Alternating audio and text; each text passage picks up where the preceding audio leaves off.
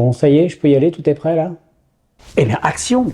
Eh bien, merci à vous d'être encore là, toujours aussi nombreux. Je n'en sais rien, en fait, ça se trouve d'être que 2, ou 2000, ou 2 ou 20 000, j'en sais rien.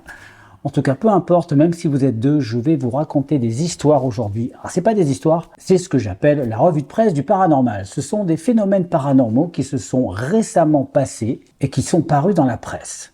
La plus grande base de données d'archives au monde sur le paranormal qui se trouve en Suède.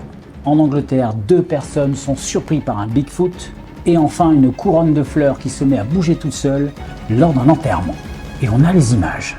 Allez, c'est parti, on commence par la première. Et le premier de ces articles est consacré à la Suède, parce qu'en Suède, figurez-vous que des milliers d'archives paranormales sont stockées.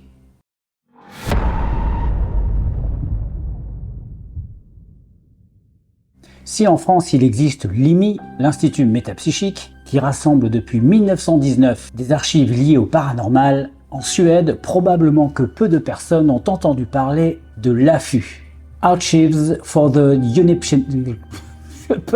Unexplained, voilà, avec mon accent anglais à chier, qui possède l'une des plus grandes collections au monde de documents, de livres et de dossiers sur le paranormal. Je savais même pas que la Suède s'intéressait à ce truc, moi. Ces archives incroyables sont stockées dans la ville de Norrköping.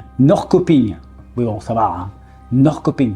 Et occupent un espace de 700 mètres carrés, tenez-vous bien, 700 mètres carrés d'espace consacré uniquement à des relevés de documents concernant le paranormal. Ah, j'y plongerais bien la tête la première là-dedans. Entre ces murs se trouvent plus de 50 années de livres, de documents et d'enquêtes sur tout un tas de mystères et de phénomènes inexpliqués. Ce que nous construisons ici à l'AFU, c'est un dépôt de connaissances, a déclaré Claes Van. Nous essayons d'en savoir le plus possible sur tous les types de mystères non résolus que nous pouvons trouver pour rendre tout cela accessible au monde entier. Pour un souci de conservation, de pérennisation et de gain de place, les archives sont en cours de numérisation. Tous les ans, près de 300 personnes s'y rendent afin de visiter le bâtiment. Parmi elles, Greg Egidian, professeur d'histoire et de bioéthique à l'Université d'État de Pennsylvanie. Il souhaitait y avoir un accès afin de trouver des informations sur les histoires d'observation d'OVNI dans le pays. L'AFU sont sans doute les archives les plus complètes au monde pour les documents impliquant l'histoire globale du phénomène OVNI.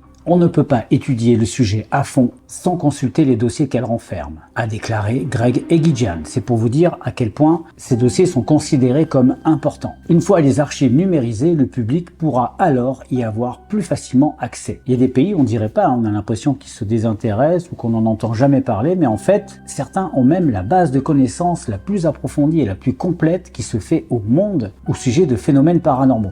Encore que là, moi je ne mets pas les ovnis dans la catégorie paranormale. Je l'ai déjà dit sur la chaîne, on avait déjà abordé le sujet. Je pense que les ovnis sont plutôt une catégorie qui est plus basée sur la science. Parce qu'on n'est pas sur de la recherche qui correspond à quelque chose qui n'est pas de notre dimension ou qui est de l'ordre de la croyance. On est à la recherche de quelque chose qui est basé sur le développement de la vie ailleurs. Donc ce n'est pas un phénomène paranormal, c'est plutôt une extrapolation scientifique. Enfin, c'est comme ça que moi je le vois. Alors je ne sais pas ce que vous en pensez, mais dites-moi, moi je trouve ça génial qu'il y ait au moins un pays qui s'intéresse au sujet un peu plus que les autres. Une créature ressemblant à un Bigfoot terrifie 2 personnes en Angleterre.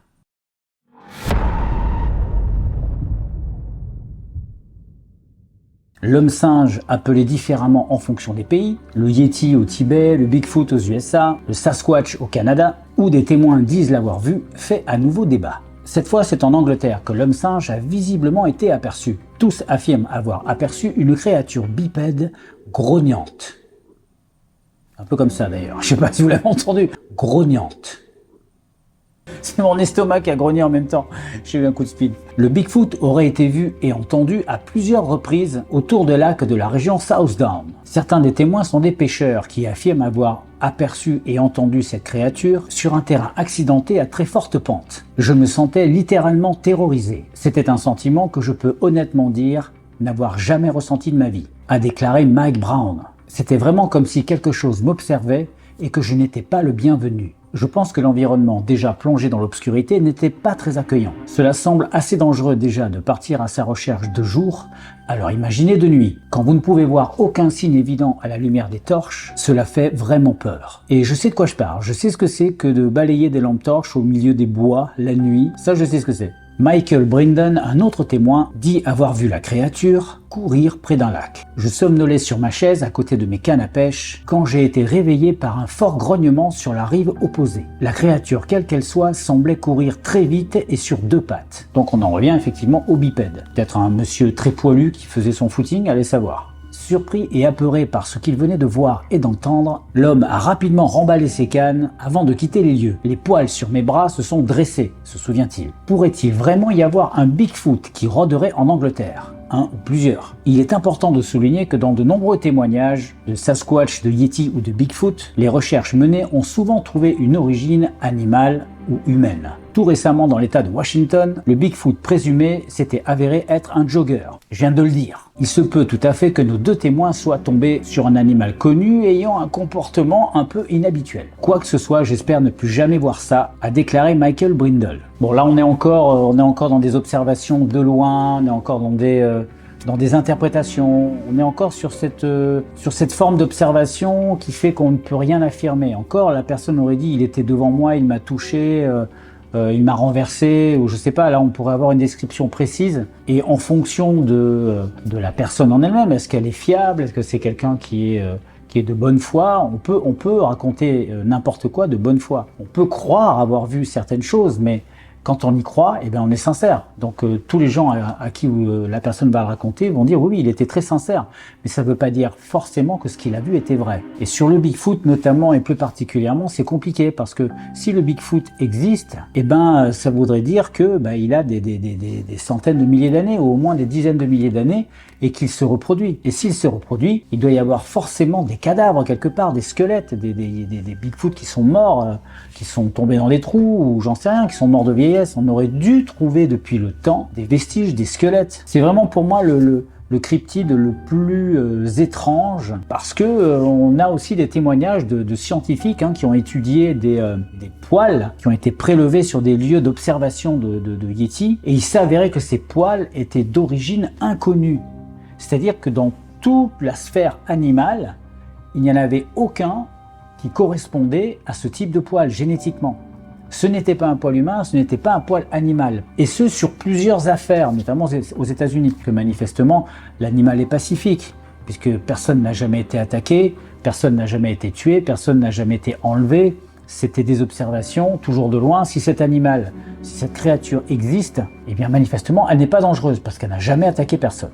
Très bien, on passe à la 3e information, qui est ma préférée. Une couronne de fleurs se met à bouger toute seule lors d'un enterrement.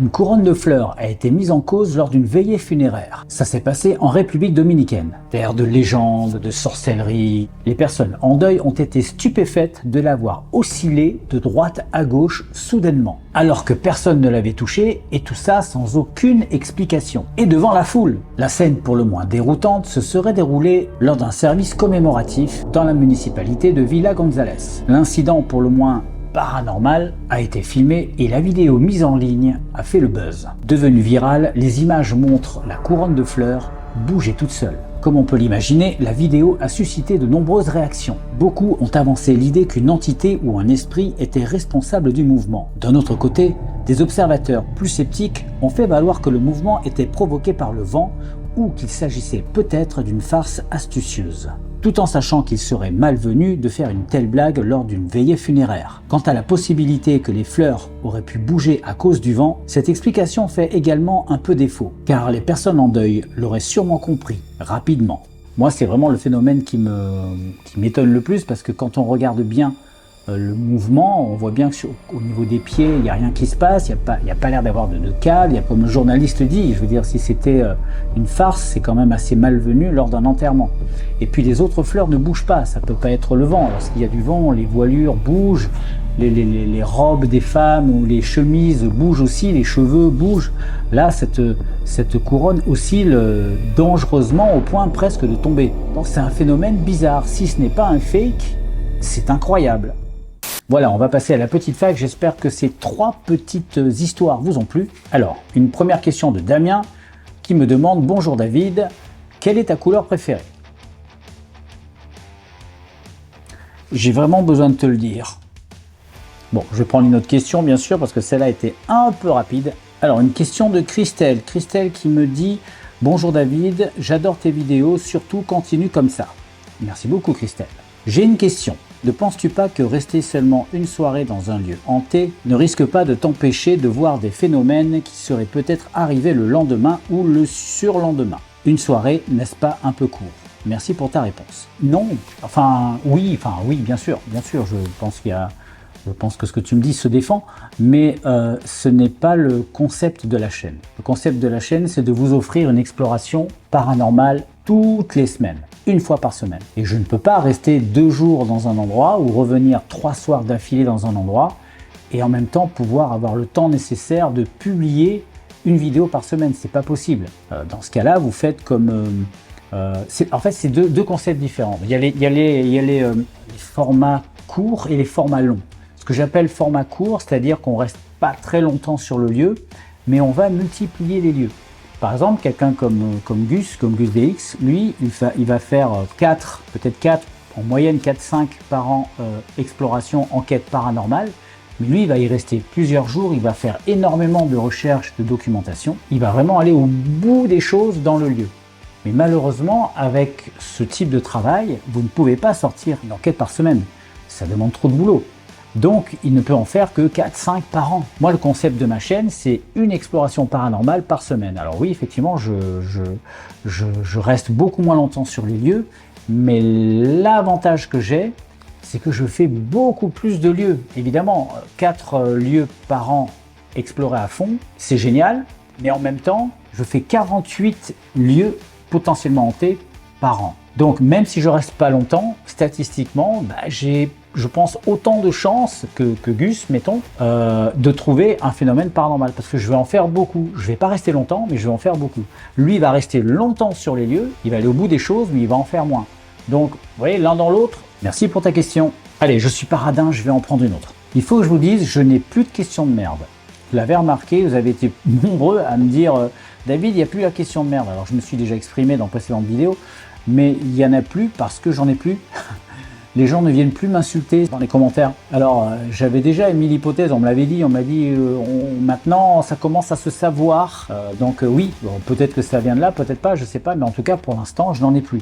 J'avais une grosse réserve parce que je les avais toujours mis de côté, les mauvais commentaires, depuis 3 ans. Donc j'en avais toute une chier. Mais là, au bout d'un moment, j'ai épuisé le filon et maintenant j'en ai plus. Mais dès que ça retombera, vous aurez une question de merde qui arrivera un jour. Voilà. Alors une question de Sylvain.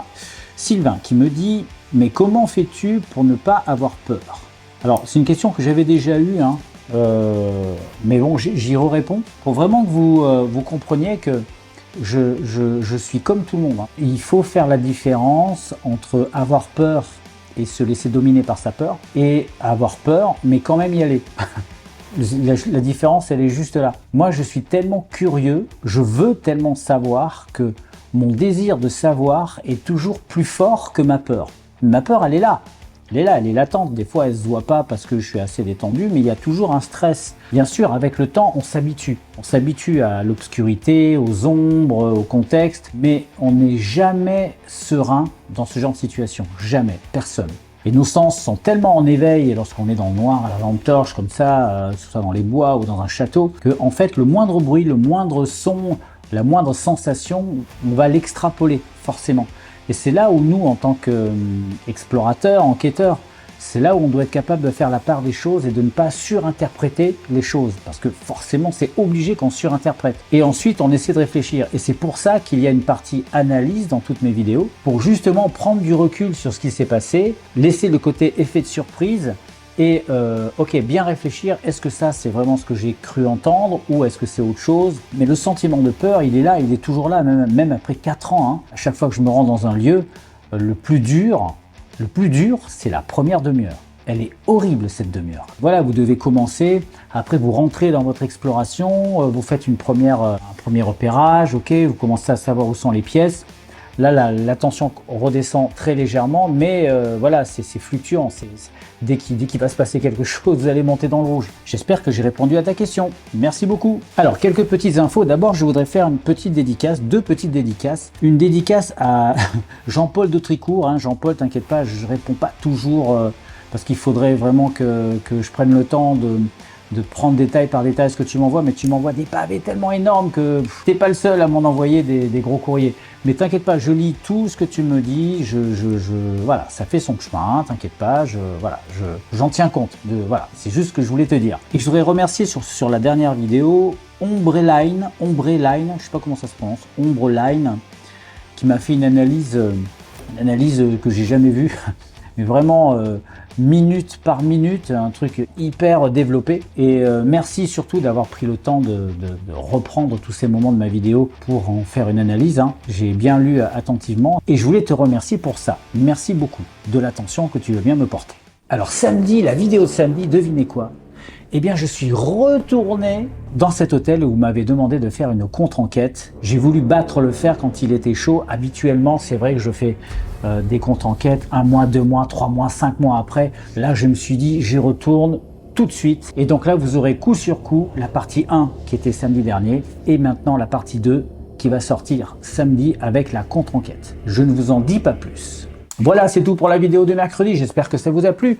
N'hésitez pas à liker, commenter, partager sur vos réseaux et surtout vous abonner si ce n'est pas encore fait, puisque si vous voulez aider la chaîne gratuitement, il suffit de vous abonner, de liker et de commenter. Ciao! Allez! J'ai rien. Ah, t'es nul David. Ah, tu veux faire une cascade, tu te fais mal au genou.